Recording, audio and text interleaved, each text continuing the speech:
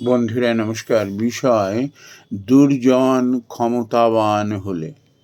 বন্ধুরা, এর এক কথায় উত্তর হলো সেই সংসার, সমাজ, দেশ জাহান্নামে যায়।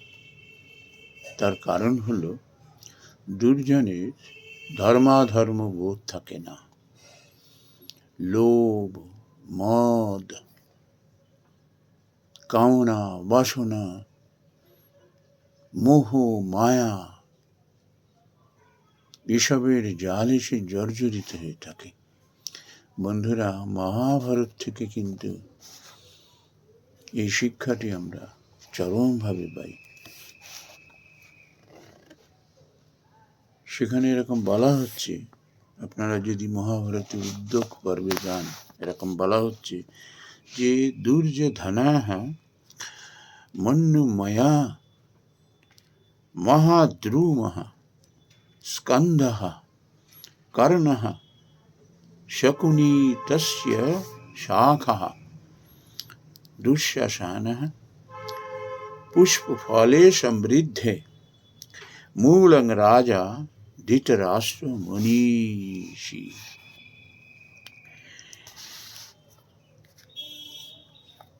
এই যে আমরা তো ভুরি ভুরি উদাহরণ আমরা পাই যে দুর্জনের হাতে, দুষ্টজনের হাতে যদি ক্ষমতা চলে যায়। আমরা শ্রী শ্রী চণ্ডীতে অসুরদের দাপট দেখেছি। যাদের বলে বলিয়ান, শেষ পর্যন্ত তাদের উপরই তারা অস্ত্র শানাতে শুরু করে দিলে। তাদের স্বর্গ থেকে দূর করে দেওয়ার নানা রকম কৌশল অবলম্বন করলো। ঘোর যুদ্ধ হলো। কি হলো পরিণামে? বিনাশ। ঠিক সেরকম আমরা মহাভারতে দেখি কি না, দুর্যোধন একটা ক্রোধময় মহাবৃক্ষ, এরকম বলা হচ্ছে এই শ্লোকটিতে। দুর্যোধন একটা ক্রোধময় মহাবৃক্ষ। ক্রোধ মানুষকে, এই ক্রোধী মানুষ নিজে যেমন জ্বলে পুড়ে রাখ হয়ে যায়, এর সংস্পর্শে যারা থাকে তাদের ওই অবস্থা হয়। কর্ণ তার স্কন্ধদেশ, কেন কর্ণকে স্কন্ধদেশ বলা হয়েছে? কারণ সেখান থেকে সব শাখা প্রশাখা উঠেছে। কর্ণের চরিত্র আমরা জানি। শকুনি তার শাখা, শকুনি তার শাখা। কিভাবে একের পর এক দুষ্ট বুদ্ধি দিয়ে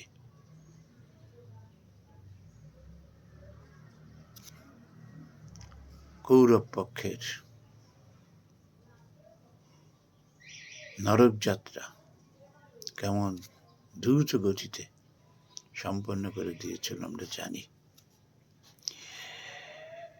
এরই চক্রান্তে, এরই কপট পাশা খেলায়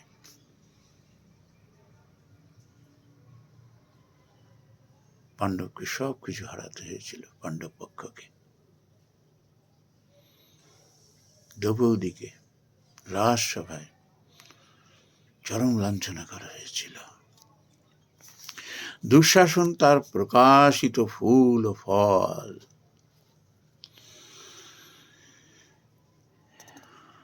আর অবিবেকী রাজা ধৃতরাষ্ট্র তার মূল। এই মানুষটির অন্ধ স্নেহ বাৎসল্যে একটা বংশ নাশ হয়ে গিয়েছিল, বিপদগামী হয়ে গিয়েছিল। এই জন্য আরেকটি জায়গায় কিন্তু এরকম ধৃতরাষ্ট্রের পরিণাম সম্বন্ধে এরকম বলা হয়েছে, সেটা দ্রোণ পর্বে এরকম যে স্বয়ং পিত্বা মহারাজ কালো কূটং সুদূর্জরম তস্য দানিং ফলং কৃতস্নম বাপুহি নরোত্তমাঃ।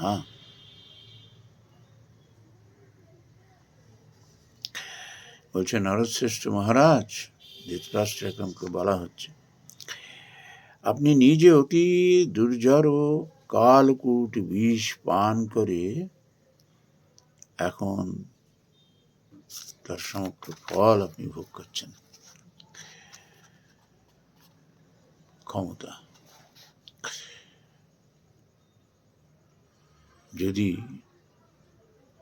আমরা ঠিক বিপরীত ক্ষমতাকে যদি আমরা যোগ্য মানুষের হাতে, সদাচারী মানুষের হাতে তুলে দিতে পারি, সেই রাজ্য, সেই দেশ তখন ফলে ফুলে বিকশিত হয়। তার কারণ তার যে সুকুমার বৃত্তি, তার চরিত্র মানুষকে প্রভাবিত করে। কেউ ফুলের দূর থেকে তার ঘ্রাণ নেয়, তার সৌন্দর্য দেখে, নিজেকে সমৃদ্ধ করে। আবার কেউ ফুলকে গাছ থেকে ছিঁড়ে তাকে চটকে পিষে আনন্দ পায়। এই দুর্জন আর সুজনের মধ্যেই হলো তফাৎ। দুর্জন মানুষ সৃষ্টি করা জিনিসকে ধ্বংস করে আনন্দ পায়, আর সুজন সেই সৃষ্টিকে আরো উন্নত করবার কায় মনোবাক্যে চেষ্টা করে। শিক্ষা। একটা দেশ, একটা সংসার, সমাজ, এর মূল স্তম্ভটি হলো শিক্ষা। আমরা তো চোখের সামনে দেখি, যে পরিবারে সুশিক্ষা আছে সেই পরিবার সর্বদিকে বিকশিত হয়, সমাজ এসে আদৃত হয়, সেই দেশ সমগ্র বিশ্বের বুকে সমাদৃত হয়। কিন্তু যে সংসারে দুর্জনের সৃষ্টি হয়, সেই সংসার তখন জাহান্নামে যায়। এ ভুল নেই। আমরা মহাভারত থেকে যেমন এই শিক্ষাটি পাই, তেমনি